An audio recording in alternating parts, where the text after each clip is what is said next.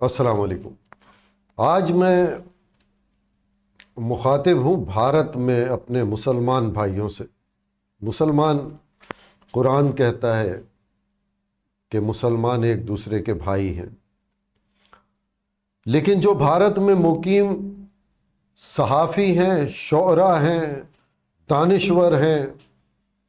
کھلاڑی ہیں، مسلمان اداکار ہیں، کسی بھی شعبے میں ہیں، مجھے بہت شدید اس وقت تکلیف ہوئی کہ کچھ احباب، مسلمان احباب بھارتی، انہوں نے سوشل میڈیا پر جو مسجد پر انڈیا نے حملہ کیا، اور مسجد میں جو میرا گھر نہیں تھا، میری فوج کا گھر نہیں تھا، کوئی فوج کا بیرک نہیں تھا، آپ کا اور میرا جو رب ہے اس کا گھر تھا، اس پر جب حملہ ہوا تو مذمت کے بجائے جے ہند اور ویل ڈن انڈیا اور بہت اچھا حملہ، جب یہ بولا تو مجھے بڑی تکلیف ہوئی کہ آپ کا حق بنتا ہے کہ اگر آپ بھارتی مسلمان ہیں تو آپ کا حق بنتا ہے کہ آپ اپنے ملک سے محبت کریں، اس کا دفاع کریں، اس کا حفاظت کریں، لیکن